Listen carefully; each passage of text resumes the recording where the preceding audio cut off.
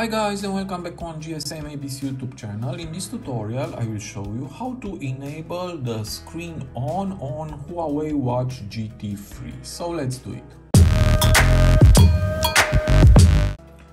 So as you can see, now my watch doesn't have screen on activated, and to enable it is very easy. Just go to the top bar and here we have screen on. Just press on this option and the screen on will be for 5 minutes. And now as you can see, my watch face doesn't disappear.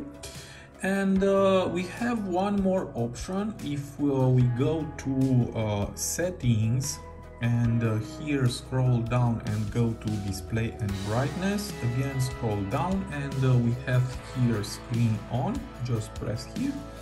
And you can set up the time for 10 minutes, 15 minutes or 20 minutes. Just press OK. Longer screen times mean shorter battery life. Continue. Yes, I will continue. And now let's go back and let's go to the top bar and let's disable. Screen on is cancelled, and now let's enable again, and screen on is for 20 minutes. So I hope this tutorial to be useful for you, and see you to the next. Have a nice day.